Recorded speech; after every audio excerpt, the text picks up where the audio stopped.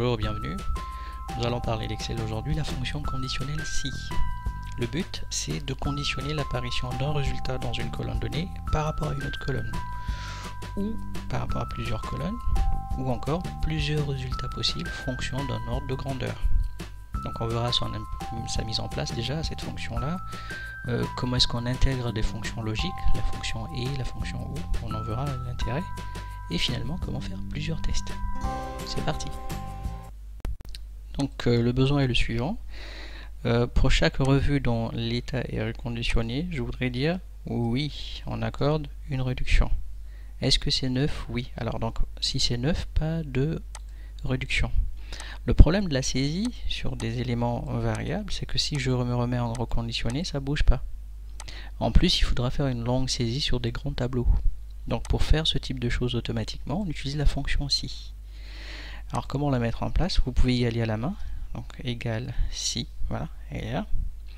Ou vous pouvez passer par l'assistant. Donc pour la première, on va passer par l'assistant, elle est là. Vous cliquez sur OK. Donc le test logique, c'est quoi? C'est simplement la question que je vais me poser pour juger cette ligne-là. Ma question est la suivante. Est-ce que l'état est reconditionné? Donc du coup, il faudra écrire exactement la même chose, mais en excelien. Donc, je vais cliquer sur cette cellule, voilà, et je vais poser mon test. Ici, je cherche à voir l'égalité entre le contenu de cette cellule B3 et le mot reconditionné. Donc, comme c'est un mot, c'est du texte, il faut que ce soit entre guillemets. Alors attendez, j'agrandis ça pour vous. Donc, reconditionné. Très bien, j'attire votre attention sur la chose suivante.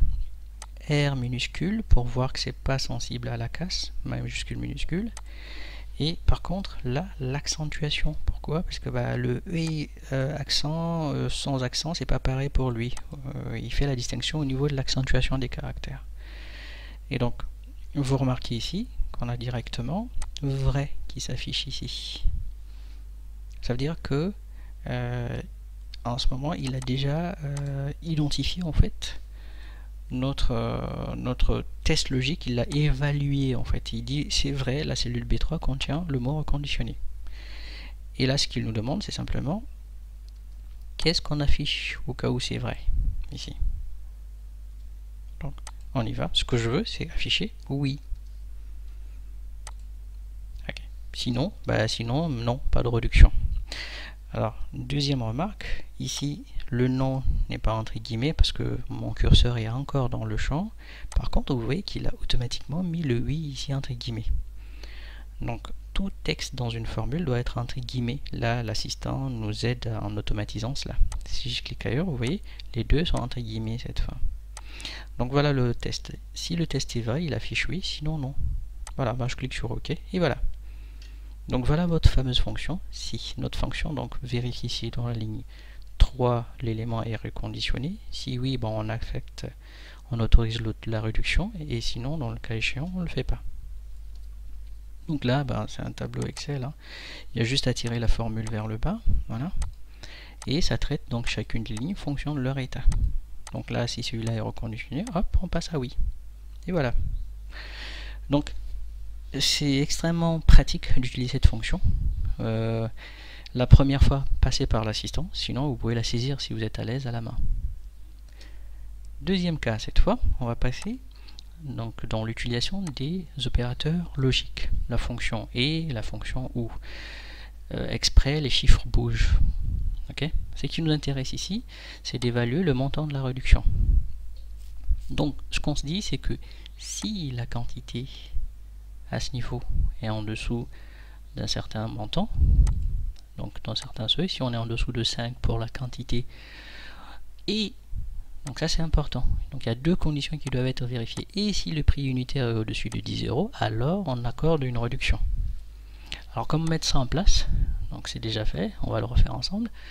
Ça s'appelle un opérateur logique. Donc on utilise une fonction qui s'appelle et lorsqu'on a besoin de vérifier simultanément la véracité donc de conditions cumulatives. Ok, c'est parti. On va le refaire. Donc ce que je ferai dans un premier temps, c'est utiliser que la fonction et. Donc vous avez une catégorie qui s'appelle logique là au-dessus. Voilà, et vous voyez, vous en avez plein. Donc pour écrire ma condition, Voilà, je mets et, j'y vais à la main cette fois. Les valeurs logiques qui sont là, en fait, c'est les différents tests qu'on veut vérifier. Cette fonction va jusqu'à une trentaine de tests.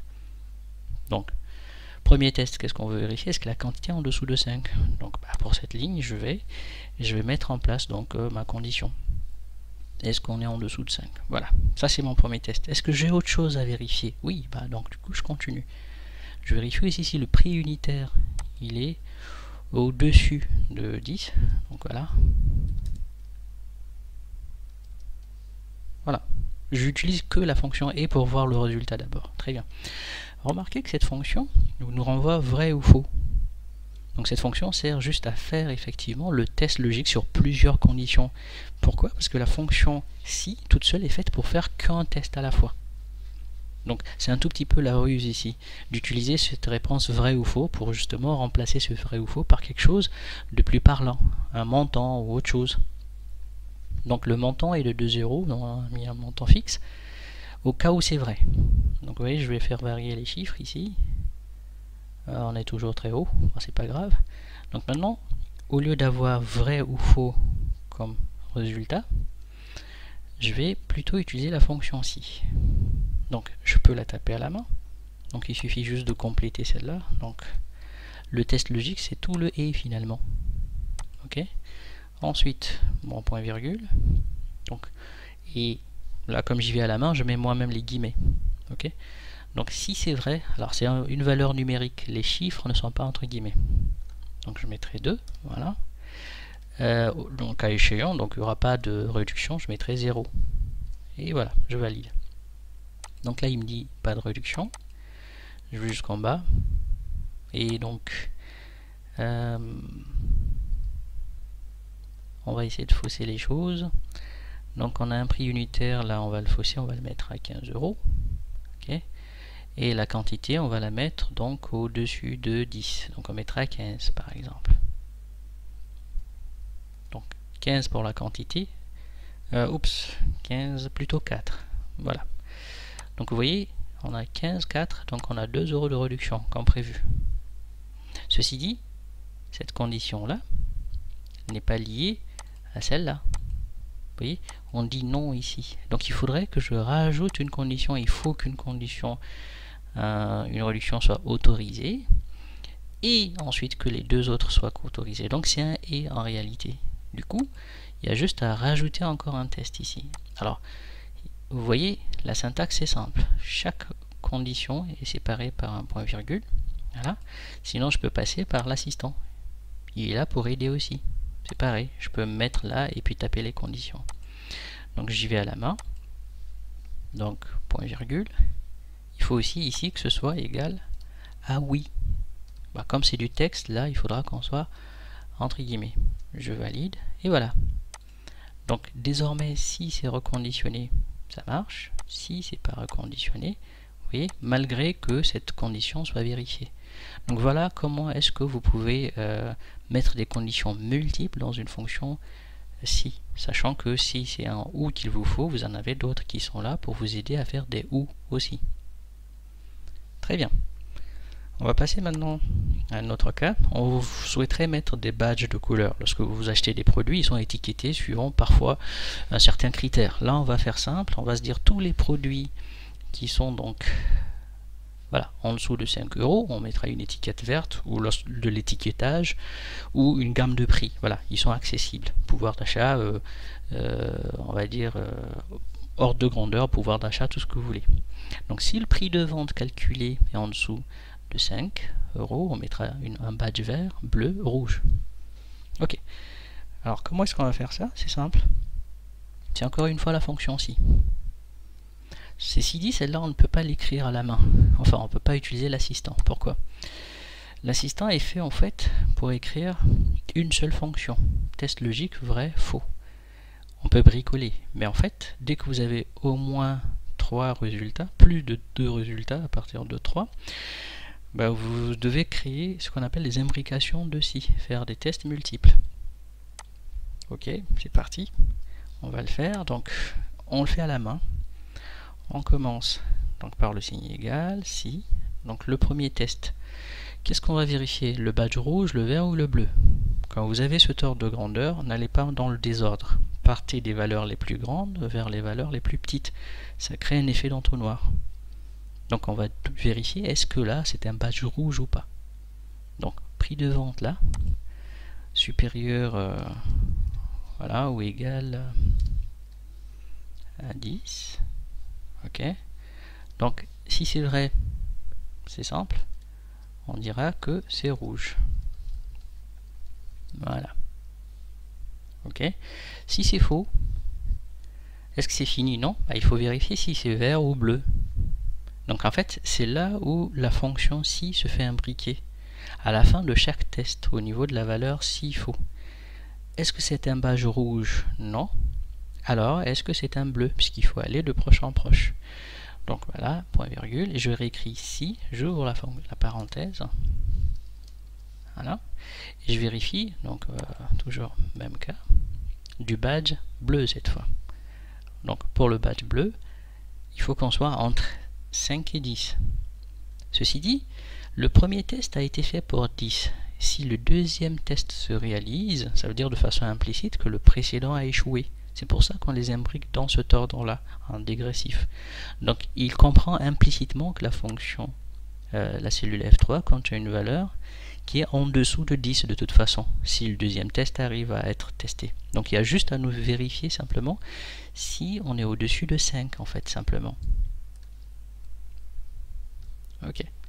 Donc, point virgule. Dans ce cas, ça va être bleu. Voilà. Ça veut dire que là, on est entre 5 et 10.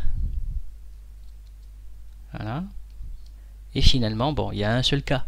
C'est le badge vert qui reste. Donc du coup, il n'y a pas d'autre test à faire. Ça va être vert. Ok. Maintenant, comment est-ce qu'on ferme les parenthèses? Est-ce qu'on en a ouvert plusieurs? On vous dit qu'il faudra compter. Bon, alors, pas forcément besoin. Il y a juste à fermer les parenthèses et à observer cette syntaxe-là. Cette syntaxe, en fait, vous va glisser donc vers la droite, vers la gauche plutôt, vers le début de votre fonction, et elle va disparaître dès que vous aurez fermé correctement la dernière parenthèse. On va essayer. Donc, je vais fermer la première parenthèse. Vous voyez, elle a glissé légèrement à gauche. J'en rajoute une autre, et elle a sauté. Et là, ça veut dire que si je valide, il n'y a pas d'erreur de parenthèse. D'autres choses peut-être, mais pas de parenthèse. Voilà, ça nous dit 4. Donc là, je vais tirer jusqu'au bout. Et voilà. Donc, quand vous avez un ordre de grandeur à tester avec un nombre important, donc de plus de 2 résultats déjà, rangez-les dans l'ordre croissant ou décroissant, mais faites vos tests dans l'ordre décroissant, simplement. Parfait. Voilà, vous savez tout. Si la vidéo vous a aidé, donc cliquez sur le pouce. N'oubliez pas, abonnez-vous afin de nous suivre. Et si vous avez des questions, lâchez-vous dans les commentaires. À bientôt.